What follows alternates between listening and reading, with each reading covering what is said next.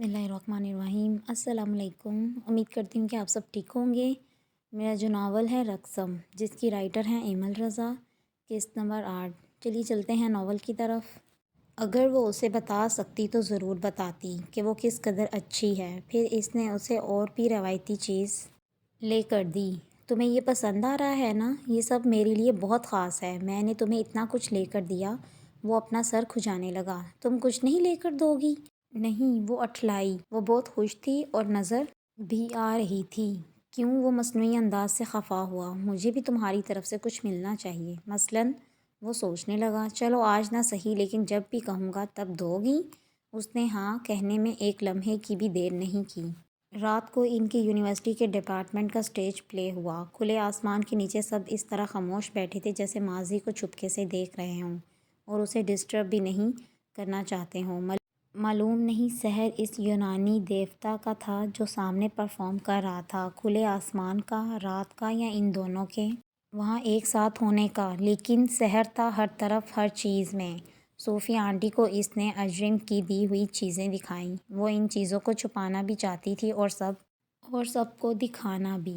وہ سب کو بتانا چاہتی تھی کہ یہ سب اسے دنیا کے سب سے پیارے انسان نے دیا ہے۔ خوش ہو؟ انہوں نے اس کی پیشانی پر پیار کیا۔ بہت اچھی لگ رہی ہو۔ کیسے؟ اس نے ایسے ہی پوچھا، بات پہ بات مسکراتے ہوئے۔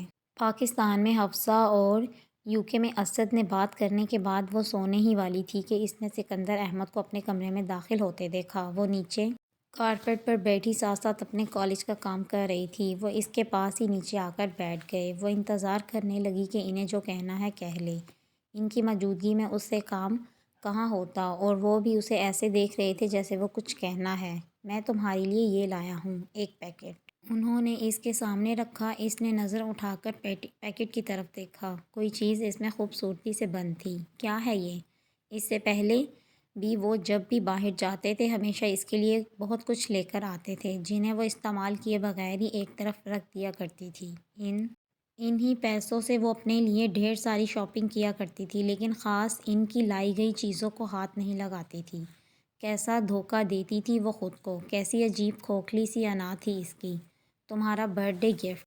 آج میری برتھ ڈے نہیں ہے، اس ہفتے، بلکہ اس مہینے میں کسی دن بھی نہیں ہے۔ وہ طنز کیے بغیر نہ رہ سکی۔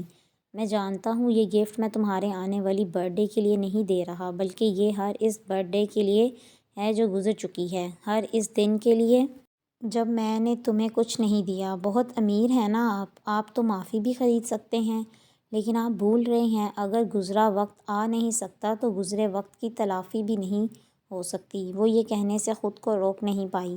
اگر تلافی کر سکتا تو تمہارے ایک ایک آنسو کی کرتا، لیکن نہیں کر سکتا۔ انہوں نے پیکٹ اس کے ہاتھ میں تھمایا۔ اس میں میری تھوڑی سی محبت ہے۔ اس نے پیکٹ بے پرواہی سے نیچے رکھ دیا۔ مجھے اب محبت بھی نہیں چاہیے۔ پیکٹ کھول کر انہوں نے اس کے سامنے رکھا۔ وہ ایک بڑا باکس تھا جس میں مختلف چیزیں تھیں۔ یہ دیکھو، یہ تمہارے اس دنیا میں آنے کے لیے۔ انہوں نے چھوٹے سے ڈائمنڈ ٹاپس اس کے سامنے کیے۔ یہ ہیئر بند تمہاری پہلی سالگرہ کے لیے۔ یہ چین، یہ بریسلٹ، ایئر رنگز۔ اس کا ہاتھ پھیلا کر سب کچھ رکھتے ہوئے وہ جیسے اس کی ہر سالگرہ، ہر دن کی تلافی کرنے لگے۔ آپ ان سب سے آپ میری محبت نہیں خرید سکتے، اب میری محبت نہیں خرید سکتے۔ وہ اپنے باپ کو پوری طرح سے معاف کرنے کے لیے تیار ہی نہیں تھی۔ اگر خرید سکتا تو خود کو بیچ کر بھی خرید لیتا۔ اس بات پر اس نے دیر تک ان کی طرف دیکھا۔ وہ شرمندہ نہیں، دل گرفتہ تھی۔ منال کا دل درد سے بھر گیا۔ اس نے سوچا کہ انہیں حق نہیں ہے کہ یہ ایسی باتوں سے میرا دل موم کرے۔ دونوں کے درمیان دیر تک سکوت رہا۔ بہت کچھ یاد آ رہا تھا، بہت کچھ بھلا دینا چاہیے تھا۔ کیا تم مجھے معاف نہیں کر سکتی؟ بولو، صرف ایک بار۔ وہ خاموشی سے کارپیٹ پر انگلیاں گھماتی رہی۔ جب میں نے فون پر تمہاری آواز سنی تو مجھے ایسا لگا جیسے کسی نے میری روح جسم سے کھینچ لی ہو۔ پچھتاوے اور دکھ سے۔ دکھ یہ تھا کہ میں تم سے غافل رہا، جیسے کسی نے میری شان کو آسمان سے نیچے پٹخ ڈالا ہو۔ تمہاری موجودگی نے میری راتوں کی نیند اڑا دی۔ میں غفلت جیسے ایک بڑے گناہ کا مرتکب ہوا تھا۔ جب میں تمہیں دیکھتا ہوں، تمہاری آنکھوں میں اپنے لیے نفرت، ناپسندیدگی، تب میرے اندر گھٹن بڑھنے لگتی ہے۔ میں کبھی تصور نہیں کر سکتا تھا کہ میری اولاد مجھ سے نفرت کرے گی، لیکن تم نے کی اور کرنی بھی چاہیے تھی۔ اس کی آنکھیں ڈبڈبا رہی تھیں۔ مجھے ثریا سے شادی نہیں کرنا تھی، بالا ہی بالا میری مرضی کے خلاف اور میرے منع کرنے کے باوجود اس سے میری منگنی کر دی گئی۔ میں نے انہیں بہت سمجھایا، میں صوفیہ سے محبت کرتا تھا، میں اس کے علاوہ کسی سے بھی شادی کا نہیں سوچ سکتا تھا۔ ثریا مجھے بری نہیں لگتی تھی، لیکن مجھے اس سے محبت نہیں، مجھے اس سے شادی نہیں کرنا تھی اور نہ میں کر سکتا تھا۔ میں چاہتا تھا کہ اماں صوفیہ کے ساتھ میری شادی کے لیے مان جائیں، مگر ان کی ایک ہی ضد تھی، ثریا سے شادی۔ میں ایک بیٹے کا باپ بن چکا تھا، لیکن اماں کو سمجھانے میں ناکام رہا تھا۔ وہ میری کوئی بھی بات نہیں سمجھتی تھی۔ اماں کی طبیعت بہت خراب ہو گئی تو میری منتیں کرنے لگی، ہر وقت روتی رہتی تھی۔ مجھے ثریا سے شادی کرنا ہی پڑی۔ میں نے اپنی شادی صوفیہ سے چھپائی۔ اس کی فیملی ویسے ہی مجھے پسند نہیں کرتی تھی۔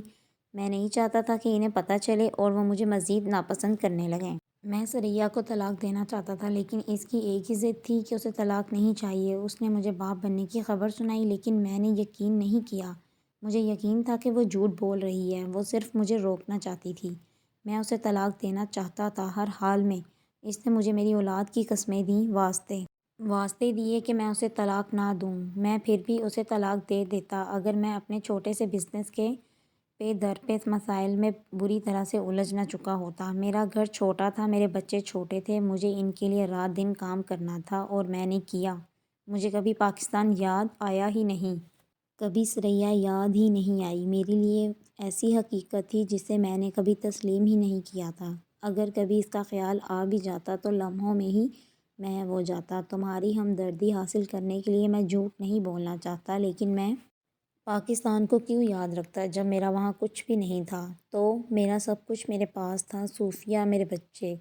منال نے سختی سے اپنی آنکھیں رگڑیں۔ ایک عورت انہیں رات دن یاد کرتے کرتے مر گئی اور انہیں کبھی اس کی یاد نہیں آئی؟ یہ ایک ایسی حقیقت تھی جس کا کوئی شکار رہا تھا۔ پاکستان میں جتنے بھی دن رہا، وہاں جتنے بھی لوگ مجھ سے ملے، ان سب نے سب سے زیادہ ذکر تمہارا کیا۔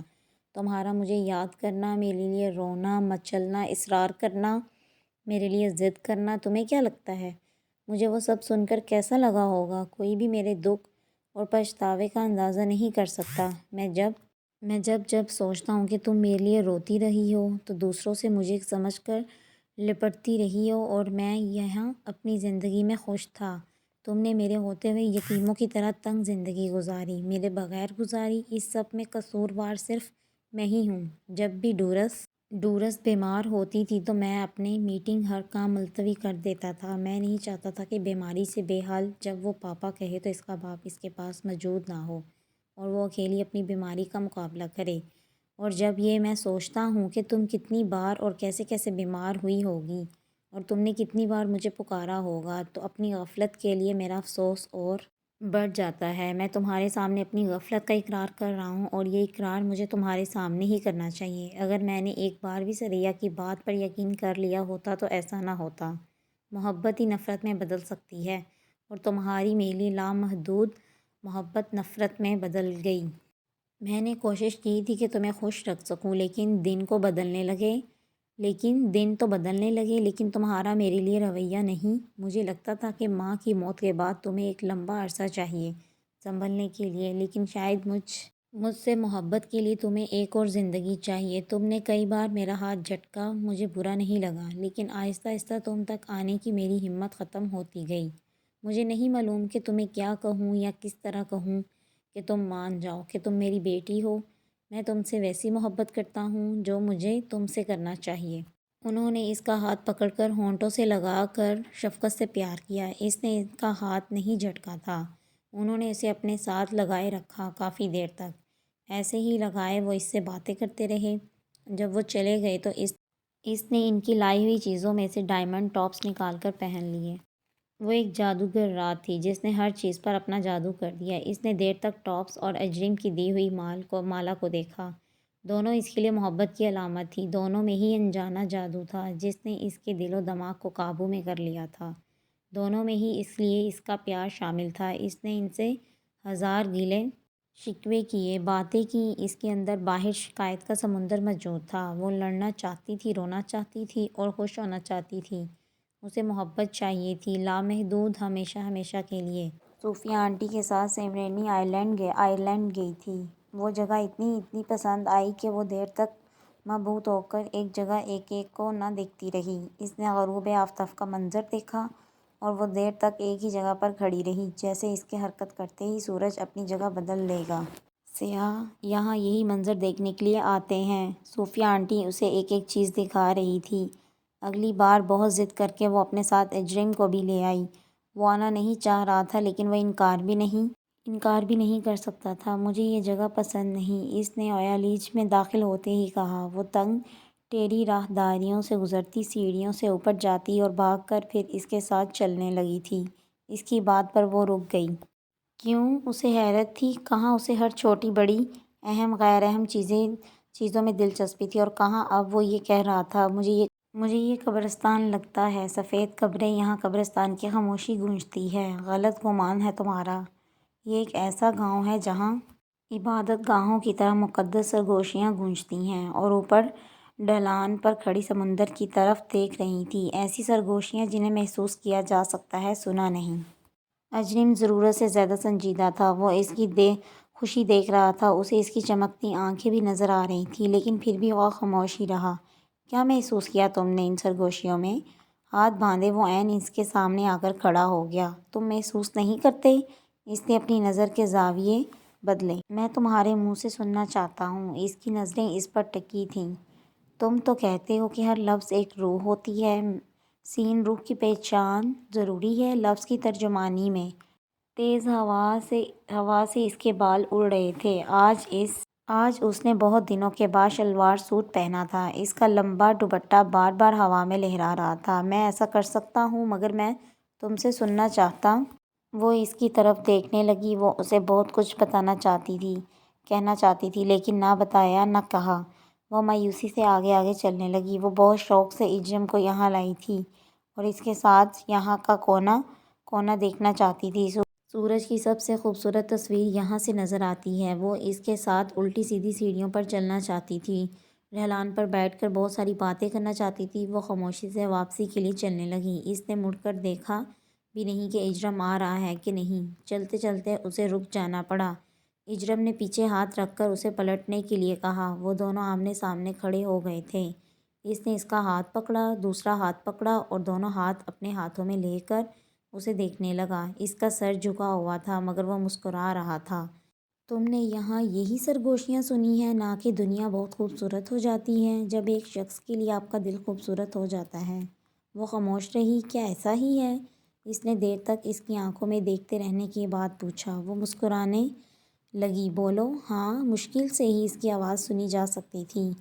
اور وہ شخص میں ہوں؟ اس نے اعتماد سے پوچھا۔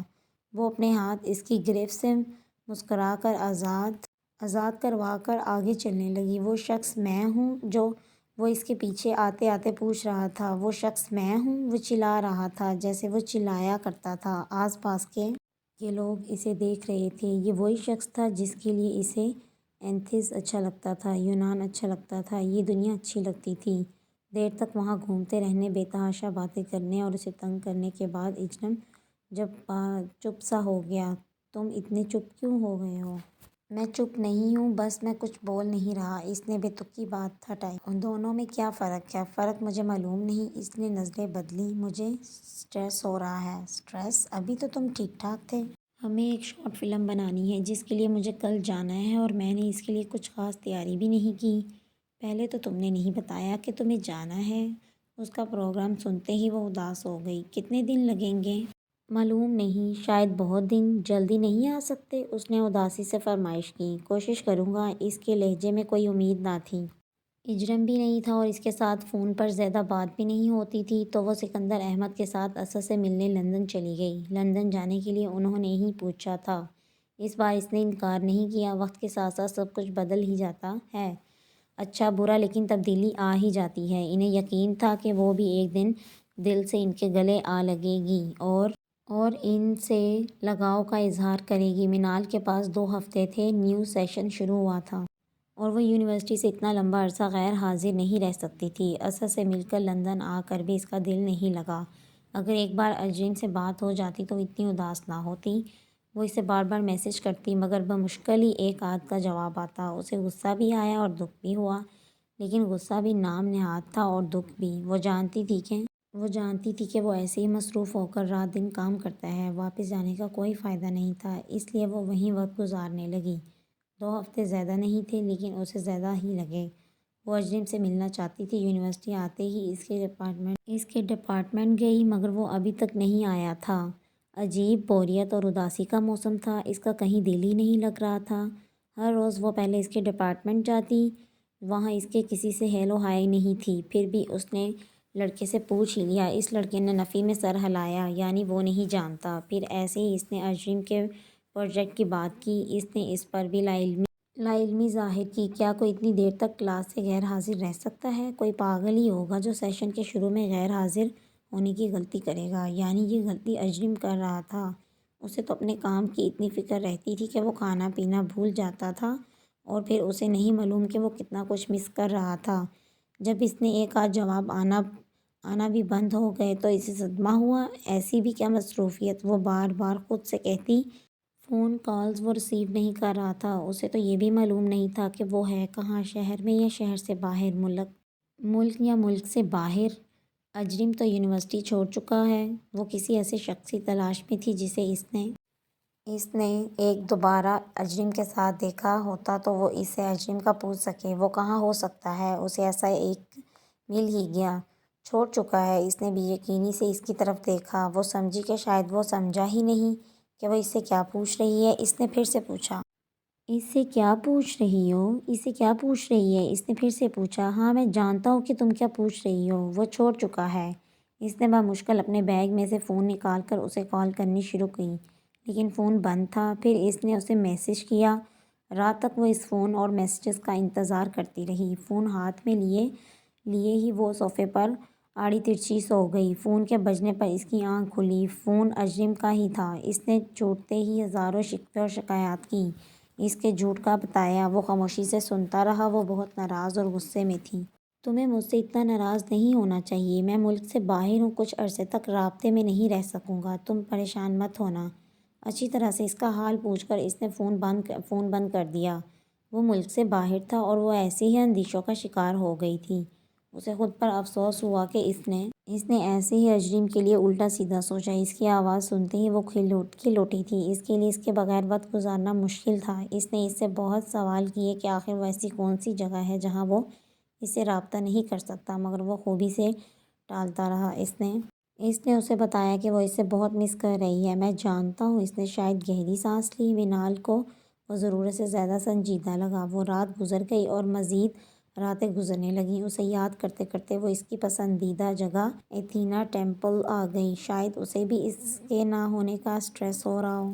ایک جگہ سے دوسری جگہ ٹہلتے ٹہلتے جب وہ تھک گئی تو واپسی کے لیے چلنے لگی۔ ایک شخص کی پشت پر اسے اجرم کا گمان ہوا، لیکن اس نے خود ہی اس گمان کو رد کر دیا، مگر پھر بھی وہ اس کی طرف چلنے لگی۔ ابھی تک وہ اس کے لیے شبح ہی تھا۔ اس سے پہلے کہ وہ اس تک پہنچ جاتی وہ اٹھ کر چلنے لگا۔ وہ آگے آگے تھا اور وہ پیچھے پیچھے، بس وہ اس کا خیال ہی تھا جس کی تصدیق کے لیے وہ جا رہی تھی، ورنہ وہ جانتی تھی کہ اجرم نہیں ہو سکتا۔ جب وہ تیزی سے اس سے دور ہونے لگا تو اس نے واپس پلٹنے کا سوچا۔ اسے کیا ضرورت تھی اس کے پیچھے جانے کی، لیکن پھر بھی اس نے اسے آواز دے دی، اجرم۔ چلتے چلتے وہ ایسے رکا جیسے اجرم ہی ہو، لیکن پھر سے چلتے ہوئے اس کی نظروں سے اوجھل ہو گیا۔ اس کی بے چینی بڑھ گئی۔ وہ شخص اجرم ہی تھا۔ اس کا دل کہہ رہا تھا وہ اجرم ہی تھا، لیکن وہ اس سے پوچھتی کیسے؟ رابطہ ہی تو نہیں تھا ان دونوں کے درمیان۔ اچانک ہی وہ چلا گیا۔ کم از کم اسے اس سے مل کر تو جانا چاہیے تھا۔ ایک شارٹ فلم کا کہہ کر وہ جیسے ہمیشہ کے لیے غائب ہو گیا تھا۔ پریشان ہو، سینٹ اس کا دوست نہیں تھا، لیکن ان دونوں نے دوبارہ ایک ساتھ کام کیا۔ تھوڑا بہت وہ اسے دیکھ کر اندازہ لگا ہی سکتا تھا۔ نہیں، وہ بے دلی سے بیٹھی رہی۔ اجرم کہاں ہے؟ لڑائی تو نہیں ہو گئی تم دونوں میں؟ تم بھی الگ نظر آ رہی ہو اور وہ تم سے الگ کسی اور کے ساتھ، اس نے شرارت سے کہا۔ وہ شاید تھوڑا بہت تو جانتا ہی تھا ان دونوں کے تعلق کو۔ اسے جیسے دھچکا لگا اس کی بات سن کر۔ کسی اور کے ساتھ؟ اور تم کب ملے اس سے؟ وہ سمجھتی وہ شاید گزرے کسی وقت کی بات کر رہا ہے۔ ملاقات تو نہیں ہوئی، لیکن میں نے اسے دیکھا تھا کچھ دن پہلے۔ بہت ہی خوبصورت لڑکی کے ساتھ، کسی خوبصورت لڑکی کے ساتھ۔ ہاں کیا ہوا؟ اس نے بات کرتے کرتے اس کی طرف دیکھا جس کا چہرہ پھیکا پڑ چکا تھا۔ تم نے اسے کہاں دیکھا؟ فلم سٹی میں وہاں آڈیشن کے لیے گیا تھا۔ وہاں کچھ اسٹوڈنٹس کام کر رہے تھے، مجھے جلدی تھی اور میرے پاس وقت بھی نہیں تھا اسے دور سے دیکھا تھا، ورنہ میں ہیلو ہائی ضرور کرتا، لیکن وہ یہاں نہیں ہے۔ اس نے سینٹ کو جتایا کہ اسے وہم ہوا ہے، وہ کوئی اور ہوگا۔ شاید اس نے آسانی سے اس کی بات مان لی، یا وہ اسے مزید پریشان نہیں کرنا چاہتا تھا۔ اسے تو اس نے کہہ دیا کہ اس کا وہم ہوگا، مگر خود سے کیا کہتی؟ لیکن اگر وہ یہاں ہے تو اس نے جھوٹ کیوں بولے گا؟ وہ اس سے ملنا نہیں چاہتا، یہ ہو ہی نہیں سکتا، لیکن قریب رہ کر مل نہیں رہا، یہ ہو رہا تھا۔ وہ کیسے اپنے دل میں پیدا ہونے والے شکوک مان نہ لیتی جب تک اس کی اور اس سے بات نہ ہو جاتی۔ اسے اس کے ملنے تک بدگمان نہیں ہونا چاہیے، اور وہ کوشش کرتی کہ وہ غلط سوچوں کو اپنے ذہن سے نکال دے، مگر سوچتے سوچتے وہ اس کے فلیٹ تک آ ہی گئی۔ اس شہر میں اس کی فیملی رہتی تھی، لیکن وہ اپنے کام اور اپنے معمولات کی وجہ سے ایک فلیٹ میں رہتا تھا۔ وہ صرف یہ جانتی تھی کہ کس بلڈنگ کے کس فلور میں اس کا گھر ہے۔ وہ اندر کبھی گئی ہی نہیں تھی۔ اگر وہ ایک بار اس کی فیملی سے مل لیتی تو یہ سب مسئلے نہ ہوتے۔ 10 منٹ تک دروازے کی گھنٹی پر ہاتھ رکھنے کے بعد بھی اسے مایوس ہی لوٹنا پڑا۔ اسے وہم ہونے لگا تھا کہ وہ اندر ہے۔ کیوں ہوگا؟ یہ اسے معلوم نہیں تھا، لیکن اسے جیسے یقین تھا کہ وہ اندر ہی ہوگا۔ اس کے پاس اتنے سوال جمع ہو گئے تھے کہ اجریم نے پوچھنے کے لیے، لیکن اجریم جواب دینے کے لیے موجود نہیں تھا۔ وہ کہیں نہیں تھا، اور وہ ہر جگہ تھا۔ اس کی آنکھیں ویران ہو گئیں، سارا شہر ویران ہو گیا۔ اس کے ساتھ رابطہ نہیں کر رہا تھا، پاس ہی تھا لیکن ملنا نہیں چاہتا تھا، اسے جھوٹ بول کر چھپ رہا تھا۔ ٹیمپل میں بھی وہی تھا، سینٹ نے بھی اسے ہی دیکھا تھا، اس نے یونیورسٹی آنا چھوڑ دیا تھا۔ اتنا کچھ وہم اور شک کیسے ہو سکتا ہے؟ وہ خود ہی سوال کرتی اور خود ہی جواب تراشی۔ وہ اسے نظر انداز نہیں کر رہا تھا، وہ اسے مہذب طریقے سے چھوڑ چکا تھا۔ شاید یہ بھی اس کا سٹائل تھا، جیسے کافی آفر کرنا، آئس کریم کھلانا اور چھوڑ دینا۔ وہ بے مقصد ادھر ادھر گھومتی رہی اس شہر میں جو ویران ہو چکا تھا۔ آخری بار کوشش کرتے ہوئے وہ ٹیمپل میں بھی گئی۔ اس نے وہاں ایک ایک شخص کو گور کر دیکھا، تکے تکے قدموں سے اس نے چپا چپا دیکھ لیا۔ اس شہر نے اس کا کچھ گم کر دیا تھا۔ اسے یقین تھا کہ اجریم ٹھیک کہہ رہا تھا کہ وہ وہاں نہیں ہے، لیکن اس کا دل کہتا ہے کہ کچھ ٹھیک نہیں ہے۔ ایسا لگ رہا ہے کہ اجریم اس سے چھپ رہا ہے، یا وہ اپنے انداز سے اس سے دور چلا گیا ہے۔ مگر کیوں؟ دنیا کا کوئی بھی شخص اس سے دور چلا جاتا، مگر اجریم کو نہیں جانا چاہیے تھا، کیونکہ وہ شخص نہیں تھا، اس کی دنیا تھی۔ تمہیں نہیں معلوم محبت کتنا مجبور کر دیتی ہے؟ بڑے وقت پر اسے اماں کی بات یاد آئی تھی، اگر محبت مجبور نہ کرے تو اس دنیا کا ہر انسان خوش مطمئن ہو۔ اگر محبت نہ ہو، وہ اس کے فون کا انتظار کر رہی تھی کہ وہ شاید کبھی تو کال کر ہی لے، مگر اس شام وہ رخصت کا سماں یاد رہے گا، وہ شہر، وہ کوچہ، وہ مکاں یاد رہے گا، وہ ٹھیس کی ابری تھی ادھر یاد رہے گا، وہ درد کے اٹھا تھا یہاں یاد رہے گا۔ شام سے رات ہو گئی اور وہ لان میں ہی بیٹھی رہی۔ اسے دکھ اس بات کا تھا کہ اتنی جلدی کیوں مل جاتے ہیں۔ سکندر احمد اور صوفیہ اسے کئی بار پوچھ چکے تھے، لیکن وہ انہیں کیا بتاتی۔ ان دونوں نے اسے بہلانے کی کوشش کی، لیکن اس کا پہلا والا موڈ بحال ہی نہیں ہوا۔ کیا ہوا بیٹا؟ انہوں نے پیار سے پوچھا۔ تمہارے پاپا بھی پریشان ہو رہے ہیں تمہیں دیکھ کر؟ میری نظر لگ ہی گئی، تمہیں اتنی اچھی لگتی تھی تم ہر وقت مسکراتے ہوئے۔ انہیں اس کی بہت فکر تھی، غالباً گمان انہیں یہی تھا کہ وہ اماں یا پاکستان کو ضرورت سے زیادہ یاد کر رہی ہے۔ میں ٹھیک ہوں، اس نے ٹھیک نظر آنے کی بھی کوشش کی اور مسکرانے کی بھی۔ کیا ہوا؟ منال ڈورس اٹھلاتی ہوئی اس کے سامنے آ کھڑی ہوئی۔ عام دن ہوتے تو وہ اسے کچھ نہ کچھ کہہ کر وہاں سے چلی جاتی، لیکن اب وہ اس حالت میں بیٹھی رہی اور انتظار کرنے لگی اور خود ہی وہاں سے چلی جائے۔ بہت دکھی لگ رہی ہو۔ Long shoes cat walk style میں واک کرتے وہ پوچھ رہی تھی۔ آج کچھ کہو گی نہیں؟ آج میں تمہیں داد دوں گی کہ تم خود چل کر میرے پاس آئی ہو میرا حال پوچھنے۔ داد؟ اس نے بلند قہقہ لگایا۔ اس کا ابھی وقت نہیں آیا، داد تو تمہیں مجھے دینی پڑے گی، تھوڑا سا اور انتظار کر لو۔ اسے وہیں چھوڑ کر اسے اٹھ کر اندر آنا پڑا۔ اسے اپنے پیچھے بھی اس کی ہنسی کی آواز آتی رہی۔ وہ خوش رہ سکتی تھی، وہ ڈورس تھی، منال نہیں۔ اسے کچھ مل کر گم نہیں ہوا تھا۔ اس نے کبھی غم اس نے کبھی غم کی، دکھ کی، بے چینی کی شکل نہیں دیکھی تھی۔ اجرم کے لیے رو رو کر، اس کا انتظار کر کر کے جب وہ تھک گئی اور اسے یقین ہو گیا کہ اب وہ نہیں آئے گا، تو اس کا میسیج آ گیا: مل کر سب بتاؤں گا، ڈنر کے لیے مجھے میرے فلیٹ سے پک کر لو۔ بے یقینی سے اس نے 2-3 بار میسیج پڑھا۔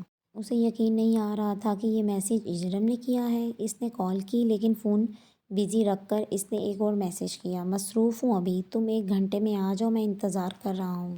ڈنر اور اجرم، وہ ایک دم سے کھل اٹھی، پچھلا سارا وقت بھول گئی کہ وہ اتنا عرصہ غائب رہا تھا۔ اسے ایسا نہیں کرنا چاہیے تھا۔ شکوے اپنی جگہ، لیکن وہ بہت خوش تھی۔ اس کے اندر سے سب وسوسے ختم ہو چکے تھے۔ اجرم آ چکا تھا، وہ اس شہر میں تھا اور وہ اس سے ملنے جا رہی تھی۔ اس نے اپنا بہترین لباس نکالا اور جلدی میں لیکن دل لگا کر تیار ہوئی۔ کہیں جا رہی ہو؟ بہت پیاری لگ رہی ہو، صوفیہ آنٹی نے پوچھا۔ جی، انہیں بتا کر وہ باہر آئی۔ دیر ہو جائے تو مجھے فون کر دینا، پیچھے سے ان کی آواز آئی۔ باہر سے وہ پھر اپنے کمرے میں واپس آئی۔ انشاءاللہ میں نیکسٹ ایپیسوڈ جلدی اپلوڈ کروں گی۔ تب تک کے لیے اللہ حافظ، اپنا خیال رکھیے گا۔